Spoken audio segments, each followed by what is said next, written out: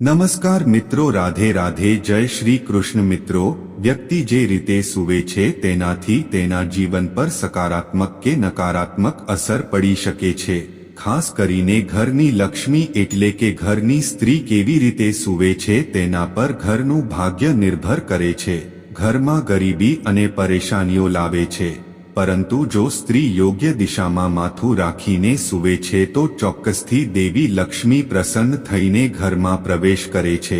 આપણા શાસ્ત્રોમાં મહિલાઓના સૂવાની રીતને વિશેષ મહત્વ આપવામાં આવ્યું છે કે જો સ્ત્રી આ રીતે સૂવે તો તેને સુખ અને સમૃદ્ધિ મળે છે.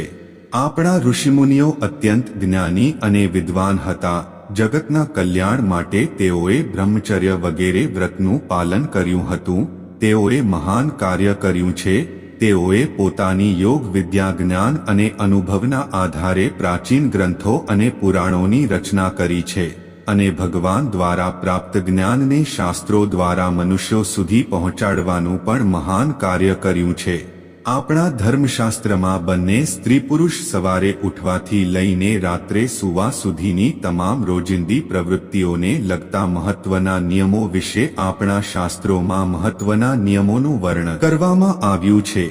સારા સ્વાસ્થ્ય માટે વ્યક્તિએ પોતાના શરીરની જાળવણી કેવી રીતે કરવી જોઈએ, આ શરીરને કેવી રીતે શુદ્ધ રાખવું અને તેને શુદ્ધ કરવા માટે દરરોજ કયા કાર્યો કરવા જોઈએ તેનું વર્ણન આપણા વિદ્વાન ઋષિઓએ પણ જણાવ્યું છે. શ્રી કૃષ્ણ કહે છે કે માણસે પોતાના શરીર સાથે વધુ પડતું આસક્ત ન થવું જોઈએ, પરંતુ ભગવાન તરફથી મળેલા આ શરીરનો નાશ પણ ન કરવો જોઈએ. મનુષ્યો પોતાના પવિત્ર શરીરને વિવિધ પ્રકારના દુષ્કર્મો કરીને દૂષિત કરે છે, તેને દૂષિત કરે છે અને તેને પાપોથી ભરપૂર બનાવે છે, જેના કારણે શરીરમાં રોગો ઉત્પન્ન થાય છે, વ્યક્તિનું આયુષ્ય ઘટવા લાગે છે અને તેને અકાળ મૃત્યુ થાય છે. પ્રિય મિત્રો, આજે અમે વાત કરીશું મનુષ્યએ પોતાના શરીરને કેવી રીતે શુદ્ધ રાખવું અને રાત્રે સૂતી વખતે કયા નિયમોનું પાલન કરવું જોઈએ. ખાસ કરીને સ્ત્રીઓએ આ એક મહત્વપૂર્ણ નિયમનું પાલન કરવું જોઈએ, નહીંતર જીવનમાં દુર્ભાગ્ય સૌથી પહેલા આવે છે. સૌથી પહેલી વાત, વ્યક્તિએ દરરોજ સ્નાન કરવું જોઈએ અને સ્નાન કર્યા વિના ક્યારેય ન રહેવું જોઈએ. સ્નાન કરવાથી જ શરીર શુદ્ધ થાય છે. સ્નાન કર્યા પછી જ વ્યક્તિ ભગવાનની પૂજા વગેરે ધાર્મિક કાર્યો કરવા સક્ષમ બને છે. સ્નાન કર્યા વિના ક્યારેય ખાવું કે કોઈ પૂજા કરવી જોઈએ નહીં. જે વ્યક્તિ સ્નાન કર્યા વગર ભોજન કરે છે તેના ઘરમાં લક્ષ્મી નથી આવતી. મિત્રો, આપણા તમામ ધાર્મિક શાસ્ત્રોમાં વાળ વિશે મહત્વનું જ્ઞાન આપવામાં આવ્યું છે કે વ્યક્તિએ તેના વાળ કેવી રીતે રાખવા જોઈએ, કયા દિવસે કાપવા જોઈએ, કયા દિવસે ન કાપવા જોઈએ, વાળને કેટલા લાંબા રાખવા શ્રેષ્ઠ છે અને વાળને લગતા તાંત્રિક કારણો શું છે તેનો ઉલ્લેખ શાસ્ત્રોમાં કરવામાં આવ્યો છે. મિત્રો, હિન્દુ ધર્મમાં અઠવાડિયાનો દરેક દિવસ કોઈને કોઈ દેવતાઓને સમર્પિત હોય છે અને અઠવાડિયાના દરેક દિવસના કેટલાક નિયમો છે. તેમજ વાળ કાપવા સંબંધિત કેટલાક નિયમો છે જે દરેક દિવસ પ્રમાણે અલગ અલગ રીતે આપવામાં આવે છે. શાસ્ત્રો અનુસાર મનુષ્યએ પોતાના વાળ મંગળવાર, ગુરુવાર અને શનિવાર ક્યારે પણ ન કાપવા જોઈએ. મંગળવારનો દિવસ મંગળ ગ્રહ સાથે સંબંધિત હોય છે. મંગળવારના દિવસે વાળ કાપવાથી જીવનમાં પરેશાનીની સ્થિતિ સર્જાય છે. કોઈ કારણ વગર શત્રુઓ ઉત્પન્ન થાય છે અને વ્યક્તિનો સ્વભાવ પણ ગુસ્સે થવા લાગે છે.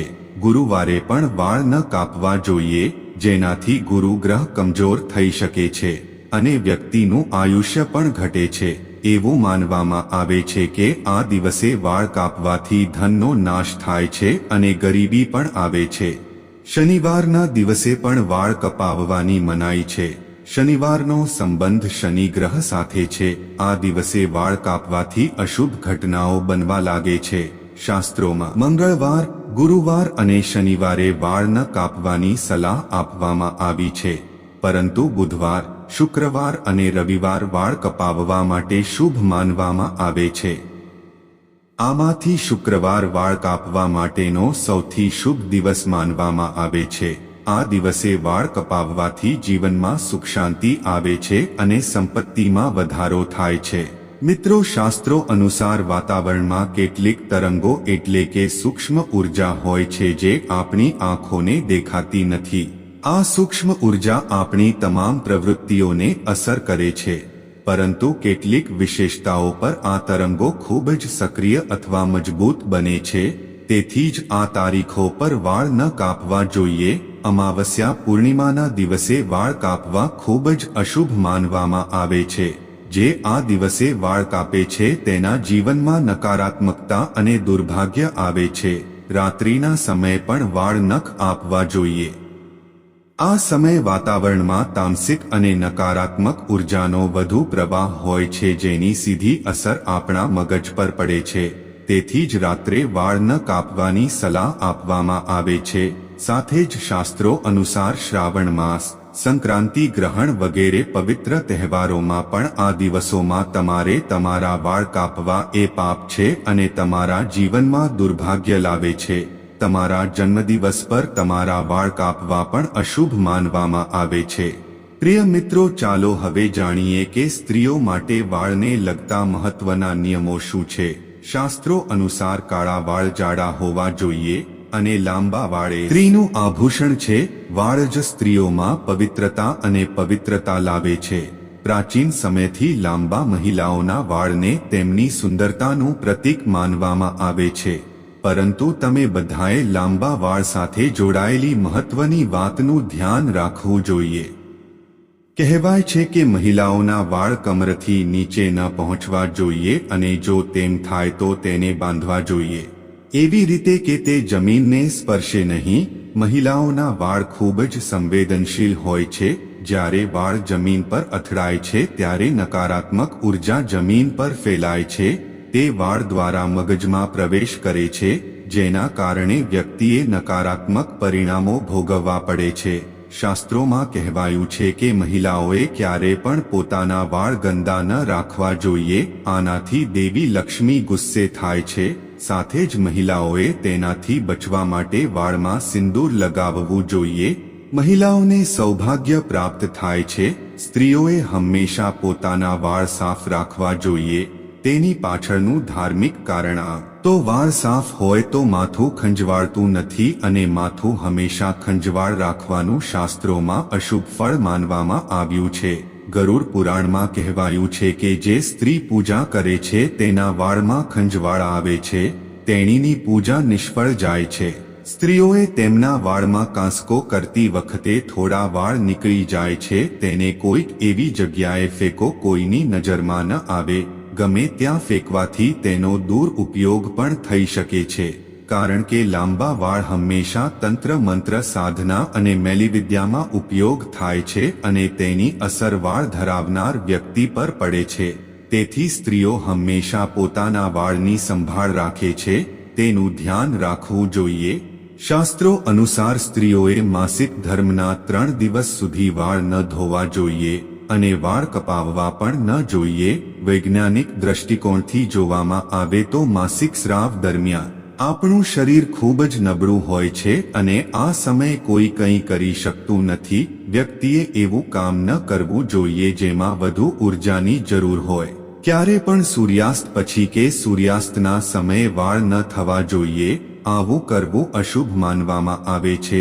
ચાલો હવે જાણીએ કે પુરુષો અને સ્ત્રીઓએ કેવી રીતે સૂવું જોઈએ। શાસ્ત્રો અનુસાર સૂતી વખતે હંમેશા તમારું માથું પૂર્વ અથવા દક્ષિણ દિશા તરફ રાખીને જ સૂવું જોઈએ। ઉત્તર અથવા પશ્ચિમ તરફ માથું રાખીને સૂવું અશુભ માનવામાં આવે છે। દક્ષિણને મૃત્યુની દિશા માનવામાં આવે છે। આ દિશામાં ક્યારેય પગ ન રાખવા જોઈએ। આ મૃત્યુ દેવ યમરાજનું અપમાન છે। આની પાછળનું વૈજ્ઞાનિક કારણ છે પૃથ્વી પર ચુંબકીય ઉર્જા સતત વહે છે। આ ચુંબકીય ઉર્જા ઉત્તરથી દક્ષિણ તરફ વહે છે। એટલા માટે જો તમે ઉત્તર દિશામાં પગ રાખીને સૂઈ જાઓ છો તો આ ઉર્જા પગ દ્વારા મગજમાં જાય છે। શાસ્ત્રોમાં પણ કહેવામાં આવ્યું છે કે જે વ્યક્તિ ઉત્તર તરફ માથું રાખીને સૂવે છે તે વ્યક્તિને ક્યારે ધન પ્રાપ્ત થતું નથી। તેની આખી મહેનત વ્યર્થ જાય છે। પરંતુ દક્ષિણ તરફ માથું રાખીને સૂવાથી તેની સંપત્તિમાં વધારો થાય છે. સ્ત્રીઓએ રાત્રે સૂતી વખતે વાળ ખોલવા જોઈએ નહીં, હંમેશા વાળ બાંધીને સૂવું જોઈએ. વાળ બાંધવાથી ઉર્જાનું સંતુલન જળવાઈ રહે છે. જે સ્ત્રી પોતાના વાળ ખુલ્લા રાખીને સૂવે છે તેના ઘરમાં દેવી લક્ષ્મી નથી હોતી અને પૈસાને લગતી સમસ્યા હંમેશા રહે છે. તો મિત્રો, આ હતા આપણા શાસ્ત્રોમાં જણાવેલ કેટલા મહત્વપૂર્ણ નિયમો જણાવવામાં આવ્યા છે. પ્રિય મિત્રો, જો તમને આ વિડિયો પસંદ આવ્યો હોય તો એક લાઈક કરજો, ચેનલને સબસ્ક્રાઇબની સાથે બેલ આઇકોન પણ પ્રેસ કરજો અને નીચે કમેન્ટ બોક્સમાં જય શ્રી કૃષ્ણ અવશ્ય લખજો.